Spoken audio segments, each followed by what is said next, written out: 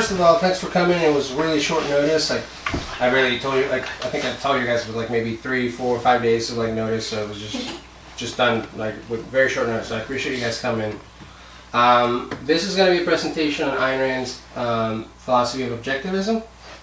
It's something that I'm doing for my communications capstone. I'm basically going to give you guys an introduction to all, well, not all 5. We're actually going to discuss just 4 of the 5 branches of the philosophy.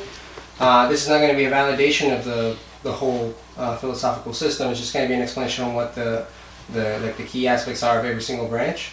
And there's also going to be a Q&A at the end if you guys want to ask some questions. I can try to clarify some points, or something that happens during the presentation I can clarify.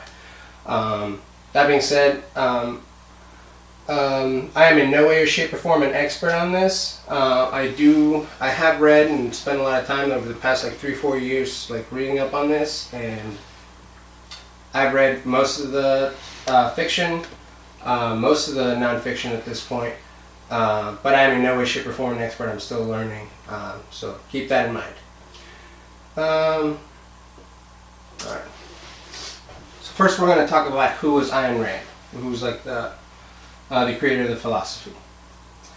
Ayn Rand was born Elisa Zinovyevna Rosenbaum on February 2nd, 1905 in St. Petersburg, what is now Leningrad in Russia, about 3 weeks after the 1905 revolution.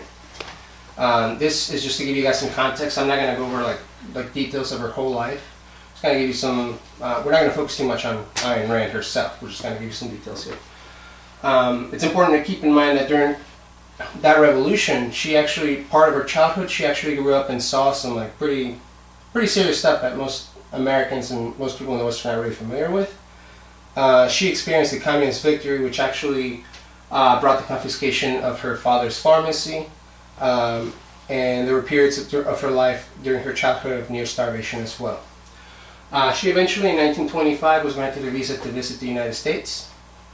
And she actually she arrived in New York City on February 19th, 1926. She was so impressed by the skyline in New York City, in Manhattan, that she cried what she later called tears of splendor. She lived in Chicago for a little bit. Her relatives there had a movie theater, and she was allowed to watch movies for free, and that gave her kind of a passion for cinema. I mean, from a very early age, she actually had a passion for stories and heroic characters and things like that. She eventually moved to California. She wanted to go to Hollywood. She started doing odd jobs, things like that. She had a hard time kind of landing a serious job, but she eventually did that during hold on. Yeah, she was working on a movie called The King of Kings, and she met Frank O'Connor, and they got married in 1929. And she became an American citizen shortly afterwards. Actually, she wasn't that far away from her visa expiring. She eventually began writing all her fiction and her nonfiction and everything like that, and she died on 1982. Again, we're not going to focus too much on Ayn Rand, so we're really just going to focus on the philosophy. Alright. Before we start even talking about Ayn Rand's philosophy, we need to start talking about philosophy in general. So I'm going to give you guys some definitions of like what philosophy is and all that stuff. So philosophy is essentially the subject that studies man's fundamental relationship to reality. It provides man with a comprehensive view of life. And even though most people dismiss it as some kind of abstract subject that is not really relevant to your life, is almost as crucial to your existence as food and water. It's something that you actually can't avoid. It's in order to deal with concrete real-life problems, you as an individual have to have some implicit or explicit view of your relationship to existence. You can't really avoid this. You have to have an idea what your place in the universe is. And I'm going to give you guys show you a brief introduction video to the philosophy by the Ayn Rand Institute. So hopefully this works. It worked earlier. Objectivism. It's a guide to living here. Developed by this writer. Wondering who needs a philosophy? She answered that. To deal with real life, we need a view of the world and our place in it. Now, some people have strong opinions on objectivism. It's a philosophy that's controversial because it advocates selfishness and says altruism is evil. But we'll get back to that. Rand's philosophy looks something like this. It starts with the idea that reality is objective. The universe is what it is, not what we want it to be. And wishing otherwise won't make it so. Next, it states that our reason is all we have and all we need for understanding the world around us. And if reason is an absolute, you can't accept contradictions. It also says, your highest moral purpose should be the pursuit of your own selfish happiness. Now, selfishness can be misinterpreted. It doesn't mean exploit others for your own gain. It means realize your highest potential by pursuing rational ends and live in harmony with others by respecting their right to their own life and happiness. The result of this philosophy is a life of reason, purpose, self-esteem, a philosophy for living on earth. If you know that this life is all that you have, wouldn't you make the most of it? Alright. That video briefly covered, very briefly covered, 3 of the 4 branches of philosophy that we're going to discuss today. It covered metaphysics, which deals with the overall nature of existence. It covered epistemology, which is basically the branch of philosophy that deals with theories of knowledge. And it also dealt with ethics, which is the branch of philosophy that deals with how man should act and what he should do. But we'll cover all of those in a little bit more detail. So we'll start with metaphysics. In objectivism, actually, as a whole, actually, this is the slide I should have had before. So politics is the 5th one. It defines the principles of a proper social system. It deals with questions like what is the proper rule of government, what are rights, what should government do, and things like that. And I'll start it over just because I kind of skipped that. So metaphysics studies the nature of the universe as a whole and reality as such. It covers questions pertaining to like what is reality, how does it operate. I'm going to quote here from one of the nonfiction books that talks about this very question. Are you in a universe which is ruled by natural laws and therefore is stable, firm, absolute, and knowable?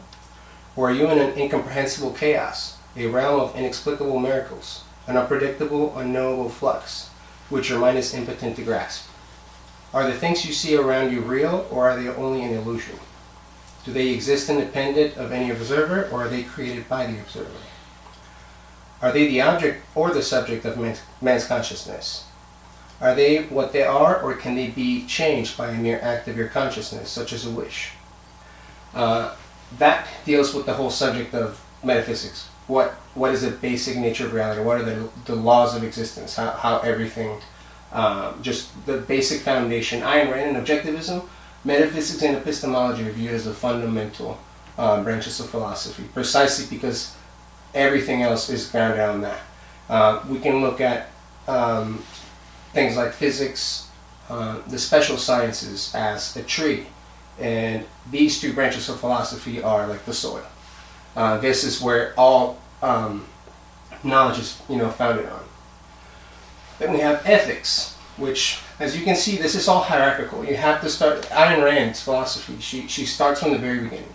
She doesn't just start from some unvalidated premise or just kind of get going from some random starting point. She starts from the very bottom up, and it's a hierarchy that follows with, after metaphysics, epistemology, ethics, a code of value to guide man's choices and actions. It answers questions like what is right and wrong, how should I live, should I be a lawyer, what should I do with my life. Politics, again, based on the preceding branches, defines the principles of a proper social system. It deals with questions like what is proper rule of government and all that stuff. And aesthetics, which we will not cover. It's like the science of art, essentially. It kind of defines the purpose of art, like what's the relationship of art to human life. She actually writes extensively on that. I haven't read much about it, but it's probably going to be one of the things that I read about last once I finish with all the other stuff. Alright, so we're going to start with the metaphysics of objectivism. One thing to say right away is that not most, but it's incredibly Aristotelian. Like, it's really based, you can trace this back to guys like Thomas Aquinas, like Aristotle. This goes really all the way back to some of the conversations that Plato was having. Like, there's some writings that are actually, you can read them and they're actually kind of silly when you read them. It sounds very, very obvious. We're dealing with things that are pretty like self-evident. So, and that's actually what, some of this starts with. It begins with axioms. Alright. And the axiom that objectivism begins with is existence exists. Again, this is something that sounds esoteric and repetitive, but there's some there's a reason for all this. It's essentially the law of identity, which is, again, goes back all the way to Aristotle, and it's the first of the three classical laws of thought. You can think of like law of identity, the law of the non-excluded middle, and these are the foundations for what modern thought, essentially, how we think. What are the rules of thinking? An axiom is essentially a premise or a starting point in reasoning. It's a premise so evident as to be accepted as true without controversy. We just know that it is by even the attempt to try to refute something like this requires that you take it as an implicit fact. Reality is independent of consciousness. So in objectivism, reality is what it is. It's something called the primacy of existence. Existence comes first, and then consciousness, the ability to perceive reality, must necessarily come afterwards. You can't have consciousness that's aware of nothing. Consciousness, by definition, must be aware of something. So in objectivism, reality is independent of consciousness. It's the primary. It's an absolute. There are no miracles.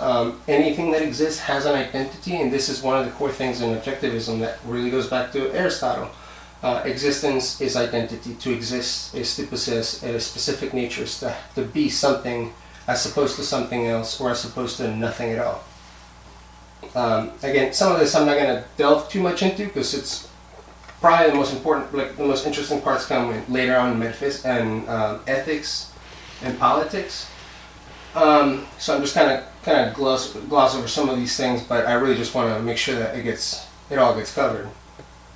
Things that, according to their nature, a balloon ball is not just going to fall up. Things will act based on their nature. There's no uncaused anything, and consciousness is regarded as a form of causation in objectivism. In objectivist metaphysics denies supernaturalism, the idea that there's some other thing prior or beyond existence. So it's supernatural. There's no room for any of that in objectivism. Everything that exists is existence, and that's what objectivism goes with. We also reject subjectivism, or the idea that consciousness is primary, or like basically you have a reality and I have my own reality, and there's no way of determining who's right. We're all just kind of in our own universe. Right. We're going to move to the objectivist epistemology, and the objectivist epistemology is going to be reason. Again, very Aristotelian. It's based on non-contradictory identification, based on the objectivist metaphysics as well. Alright. Reason is defined in objectivism as the faculty that identifies and integrates the material provided by man's sense, which in objectivism are regarded as valid. The senses in objectivism are regarded as valid. So concepts and things like that, which Ayn Rand created a whole theory of concepts of how a concept is created, starting from perception. So like, objectivism regards perception as valid. Like when your eyes respond to something, they're necessarily basically reflecting something that actually happened. There are some theories of epistemology that start with the premise that the senses are not valid, or that they're actually forms of, like they actually deceive you, like they don't perceive anything that's real. But even in instances where like different organisms might have different modes of perception, they're responding to something, and to that degree, those perceptions are valid and objective because they're not uncaused, so they're actually caused by something that exists. In objectivism, reason is man's only means of perceiving reality, his only source of knowledge, his only guide to action, and thus his basic means of survival. Reason is regarded as the thing that allows us to, it's the source of all values, essentially, in objectivism. For example, the wealth that we see all around us today is a product of the mind. It's a product of us thinking. It's from the most basic act of grabbing a stick and knocking over an apple from a tree, to creating like large productive enterprises, making iPhones, shipping them around the world. Like all of this is a product of the mind. If you go back in time to civilizations like the Egyptians or things like that, the type of environment that they had, the technology, the wealth they had, was essentially produced by muscles. It was like now in the modern era, what we have is amazing amounts of wealth, and the difference is not that we're stronger. The difference is that we have developed a lot of knowledge on which all that wealth is generated.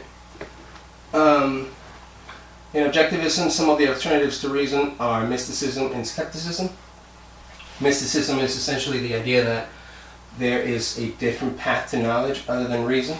That, for example, around or outside the senses. So it's something that would come to you from the great beyond, or some kind of intuition or something like that. And skepticism, the idea that you can't know anything, that ultimately you're just kind of taking a guess or something.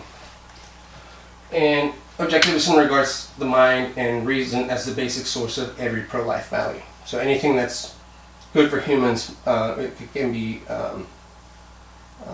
is rational, essentially. I'm going to move on to the ethics of objectivism, and that's going to be rational selfishness or rational egoism.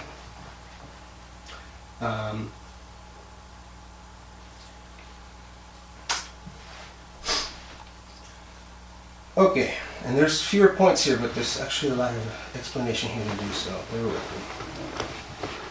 So, objectivism holds that life requires selfishness. Essentially, by selfishness, what we mean here is that in order for an entity to survive, whether we're talking about a single-cell organism, a cheetah, a human being, a tree, the entity must act and be the beneficiary of its own actions. So it must pursue specific objects and for itself and for its own sake and survival. If, for whatever reason, the organism does not, at least, even if it's not primarily its objective, even if it's not its overall objective, it will die. Any organism that does not act to benefit itself in some way will die. Life just requires selfishness. We're going to also define a couple things here. Life is defined in objectivism as a process of self-sustaining, self-generating action. So that process of self-sustaining, self-generating action, actually we'll explain this later, but that process requires certain things as well.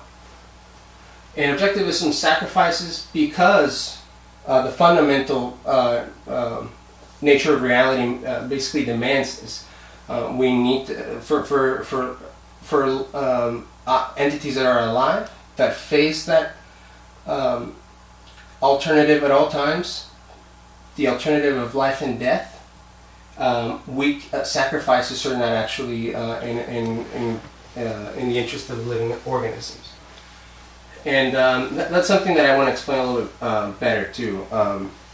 Matter is indestructible. It's basically eternal. Like you can destroy an object, but you cannot really get rid of the material that makes it. With a thing, something like a living organism, something that's alive, a living organism or consciousness doesn't have to happen, and there's no real necessity for consciousness to exist. In order for a living organism to exist, certain conditions must be met, and I totally forgot what I was going to say with that. Hold on.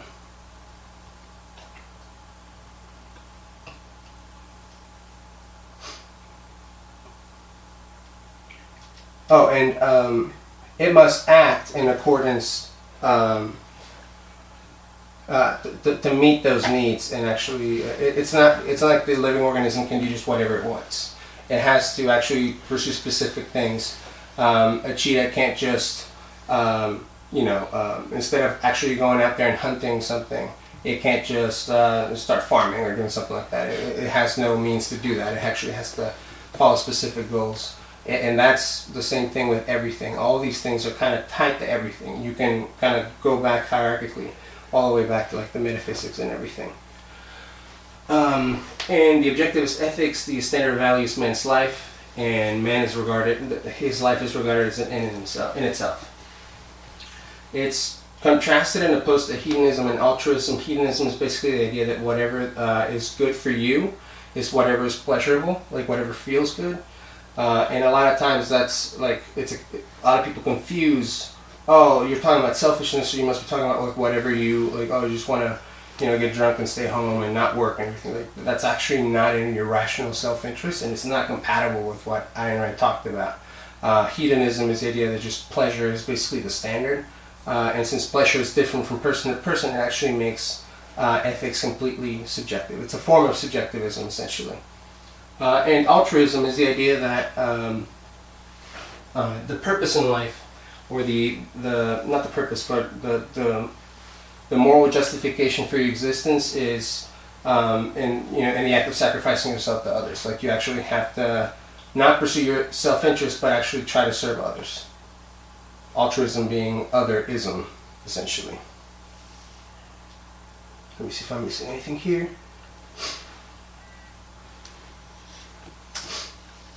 And we're going to move on to the politics part of the philosophy, which is laissez-faire capitalism. We'll explain real quickly what that is. Basically starts with the idea that every man has a right to his life. It's a form of, another way of saying individualism, which we can contrast to collectivism. Is basically the idea that collectivism subordinates the individual to the group, the group can be anything, whether it's the nation, like your particular community or the race, and basically a person's moral worth is judged by how much he sacrifices himself to the group. Individualism and objectivism hold that every man has a right to his life. Another component of that, when we say that, when objectivists say that a man has a right to his life, by implication in objectivism, that means that he has a right to his property, and property rights are the material implementation of that right to life. To say that you have a right to life essentially means that you have a right to perform the actions necessary for you to sustain your life. Going back to the definition of life being self-sustaining, self-generated action, the right to life is not the right that you will be provided with something, but that you will be free to act when pursuing those values that sustain your life. In the objectivist politics, there is a government. It's not an anarchistic philosophy, even though a lot of people often confuse it with basically, since it does oppose many concrete examples of government action, a lot of people think it's an anarchistic philosophy, but it's not. It actually holds that the government is the monopoly on the initiation of force in a given geographical area, and that it's actually part of the philosophy, like the whole philosophical system.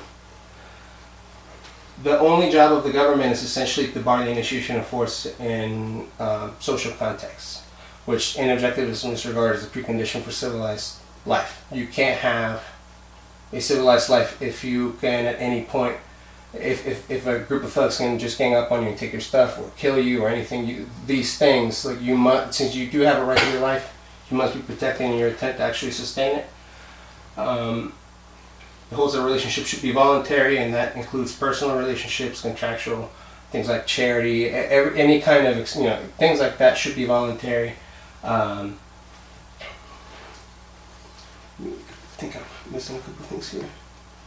The reason why the government needs to bar the initiation of force is because that's the only way that man's rights can be violated. The initiation of force includes a lot of things. It's not just like me punching you. It can include things like fraud. You're not necessarily taking, but for example, if we're going to enter into a contract and I lie to you or you lie to me, you're essentially taking something from me, even though you're not really using actually forcing me or touching me or anything like that. And the objectivist ethics, that actually falls into the initiation of force, and the government would have a role in protecting you, and that applies to a bunch of different things, including things like environmental issues and things like that. There's actually room for that. It just needs to be shown that at some point, in some way, someone initiated force against someone. And essentially what it all comes down to is that the only role of government is to protect individual rights. There's really no discussion of whether or not government is big or small. It's not a discussion of we want small government or big government. It's not about how big the government is. It's about what it's doing. It can be the biggest, strongest government as long as it's actually focused on doing the right thing. For example, in militarily, it's not a question of how big, but what it's doing, essentially. It's about the focus of the government. And let me see, I think that's pretty close to it.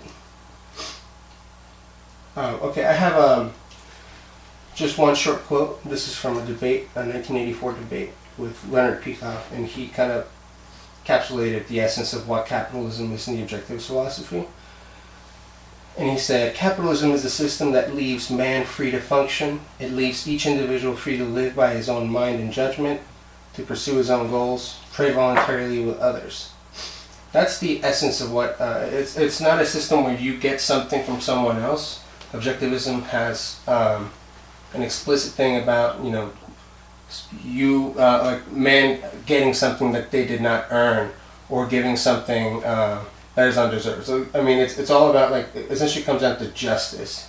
And each man should be, basically have what he earned and be able to keep it. So if you work for something, or if you give it away and that's, what you wanted to do, that person should be able to keep it. And it's essentially just comes down to protecting you from others. Rights are essentially a way to protect you from other people, and it's not really a way for you to be enslaved to others, or to, for you to give something to someone else against your will. And that's actually it. Thank you guys for coming in, and now if you guys have any questions or anything like that you guys would like me to clarify or something like that, you guys feel free to ask. I have a question. So you talked a little bit about property rights and the initiation of force. Uh-huh. Don't people also have a right to things like healthcare and education? And how would one provide those things to everyone without using force to get other people to pay for them? Yeah, well, under the objectivist ethics and objectivist politics, you can't have a right to the product of someone else's effort against their will. So you can't have a right to something that must be created by others. Like if you have a right to guitar lessons, I have no right to complain or to resist. You would have essentially a legal permission to just demand that I give you something. You can't have a right to something that must be created by someone else. Your right to life, again, all rights are derived from the right to life. So, like, for example, the right to property derives from the right to life. It's a right to act. Rights are not promises that you'll have a material, that you'll be provided means to survive, but that you'll be free to act within those constraints.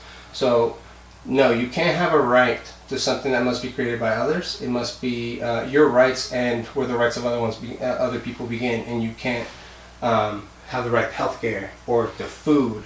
That just when rights in that scenario would actually enslave you to other people. Some people would actually have a right to the life and property of others, and that just you're essentially creating subgroups of people and saying, well, these people have rights to the property of other people, and that would be arbitrary, and it would not be consistent with the theory of rights. Now, as far as how the services would be provided in like a free society, it would be through trade. I mean, we could talk about whether or not people will be more prosperous or things like that, but the bottom line is, historically the most efficient system at providing or raising the standard of living of people has been free markets and things like that. So in areas like Hong Kong or parts of the West, you have better education, you have things like that, compared to places like Cuba or something like that, where like actually they have it's just, there's an economic aspect to it, but primarily in the objectivist ethics, it's a moral question, and it's unfortunately nobody's happy with people like suffering and things like that, but we can't use that as a justification to violate the rights of others. Anyone else? Wouldn't, under this ideology, sort of, my initial thought goes to, wouldn't it sort of promote an oligarchy of sorts? Because those who have would continue to have, whereas those who don't would continue not to have? In an instance, so if you trace it back like 100 years, if your father owns a vast acreage of land, and right, he can farm that land, and therefore he's wealthy because of it, you would be a benefactor of that. Right? It would sort of continue to trickle down, and theoretically, your personal wealth and your family's wealth would continue to build, whereas those who did not have it 100 years ago would continue not to have it. Yeah, there's actually an expression that, like around the 19th century, that was basically from rags to riches in 3 generations. Maybe there are some people that benefit from having rich parents, but wealth is not something that is an important thing in the objectivist philosophy is that wealth is not something that's just taken. Wealth is something that is created. So if you have a situation where like a parent makes a lot of money and then he gives it to his children, and if these kids are not actually productive, smart people, they're either just going to waste the money, or and eventually that expression from rags to riches in 3 generations refers to the dad made a lot of money, gave it to his kids, and the company was ruined by these kids, and by the 3rd generation they were back to being poor. Wealth is created. Like people, those people, for example, that inherit money and then they create more money with that. I think that is there's people that can create a fortune from nothing, and I think that the idea that wealth is something that's just taken or given kind of like really misses the point of like what's the actual nature of wealth. Wealth again is something that must be created. The reason why we have so much wealth today compared to those ancient civilizations, because for example back then it wasn't a question of whether or not something is being produced or created. It was basically looted, it was taken. The pyramids in Egypt and things like that were built on like slave labor and things like that. Capitalism, the system that basically protects your rights and from the initiation of others, from the initiation of force, would essentially eliminated all these different caste systems and oligarchies and political, racial separations, things like that. It doesn't lead to that kind of thing. Like a system where your rights are protected and you're free to act and earn and keep whatever you actually produce. Some people will get very rich, and if they give it to children that are not productive, they're going to lose it. If they give it to kids that are actually very productive, that's actually better for everybody. I mean, we would like that to happen. As long as people are free, are in a context where what they make and produce is there to keep and voluntarily trade with others, things like oligarchy can't really happen. I mean, you may have people again that benefit or that maybe don't make the best use of that money, but in the long term, it actually kind of cancels itself out. The people that are incompetent with it don't get to keep it. Money is something like that where I mean, I'm trying to think of examples like that. I mean, Bernie Madoff and things like that. Like those people that are like constantly just trying to outwit other men, instead of actually creating something of value. They basically just create a fake, a fake reality. They eventually pay the price. I mean, whether they do it in their lifetime by going to prison or something. I mean, these are people that are miserable. They're not happy. I mean, they basically create this entire fiction, and they have to live every day and fake reality like that. It kind of kills you from the inside. One of the reasons why Bernie Madoff talks about being happier now that he's in prison compared to when he was outside and free with all this money, it comes down to that. I mean, it's just not something you can live with. It kind of destroys you mentally. Did that answer your question? Doesn't really add value. Yeah, well addressed. Anyone else? Can you give, pardon me, can you give to a charity and be consistent with Ayn Rand's philosophy of objectivism? Yeah. If you have value for that. Charity in the objective philosophy is not regarded as like something you have to do. It's something that you're free to do if you want to. If it's consistent with your hierarchy of values, as long as it's rational, yeah, it's something you can do. Helping others, in some cases, may even go back to that concept of justice that we were talking about. So if you're helping someone who is in trouble through no fault of his own, and who's someone who, someone who has a lot of potential and like is a good man or something, like, yeah, that's actually a good thing for you to do to help someone. It's not a duty. You don't have an obligation to, give them anything. Or if a friend needs help and you're in a situation where you can't really help them, you're not obligated to sacrifice your life or like your family or anything to help these people out. But yeah, absolutely. Like it's totally. It's not like it's not allowed. You're constantly, everything must be about you. No, I mean, other people represent a value to you, and helping them and helping those people be happy, and if that makes you happy, and their rational value to you, then that's perfectly fine. There's no, I mean, there's certainly I think an obvious difference between a person that sacrifices his goals and ambition and everything to live for others versus someone who is generally productive and doing things to benefit his own life and have his own type of happiness. And when certain conditions are met, they'll help other people. If it's helping someone, for example, that's a heroin addict and giving them money, I mean, that's charity. I mean, you're helping this person, but you're not really doing you any good by helping this person out and essentially kill themselves, and you're not doing them any good either. So you have to, it's all context driven. It's about the context. You have to it depends on who you're giving it to and for what reason, but yeah, there's no ban on charity. Yep. Would an objectivist be a Republican or a Democrat? Skip that question. No, the objectivists, actually, they're objectivists tend to regard themselves as what they call radicals for capitalism, and they see both parties and both and depending on the particular issue as potentially really, really bad for individual rights and things like that. So the objectivist politics and objectivism in general has issues with both parties. It's generally the most unpopular position politically, so no matter what country you're in, they don't really support one party over the other. But yeah, there's no political affiliation that's explicit or inherent in the philosophy. It's more of it comes down again to the specific context and the specific context in the issue. Yeah, Marco, I agree with the statement that no man is entitled to the fruits of another's labor. But what about in instances where, and this is touching on healthcare, where an individual is unable due to, maybe he was born inept, he was born handicapped, he's unable to provide for himself. Under this, ideology, what happens to that individual? Because I think by those theories, he would be sort of left to die off. Well, there's 2 points there. The first one is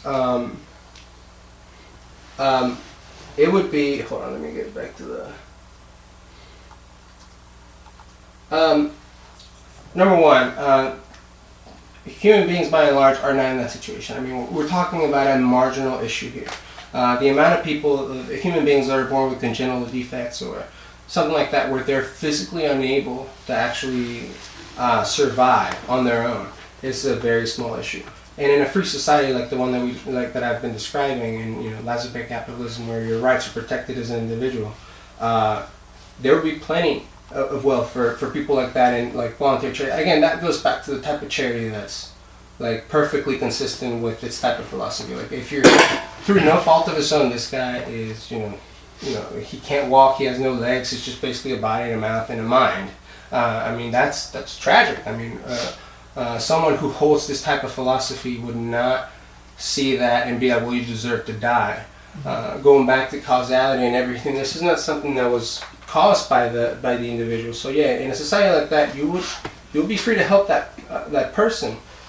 It wouldn't be something you're obligated to do. But yeah, in a free society, there would be plenty of wealth for that very small group of people that are actually unable to sustain themselves. There will be plenty of America alone, for example. There's billions of dollars donated every year, and that's not even counting the wealth that's taken from them to give the entitlements and things like that. Just private charity is in the billions and billions of dollars. If we really just identified the people that are in that particular situation, those billions of dollars would be plenty to feed and house them. I mean, it would be plenty. What is happening, though, I think that there's a confusion between, we'll bring up the issue of, these, all right, what happens to these people? But in reality, in politics and what's happening in the culture, we're not talking about people that are, like, physically unable to provide for themselves. We're talking about a bigger group of people. As long as we're talking about that particular subset of people, I think in the type of society we're describing, there will be plenty to help them, and under that philosophy, those are the right type of people that you want to help out. Mm-hmm. People are in that situation through no fault of their own. Mm-hmm. Anyone else? Good? All right. Well, thank you, fellas.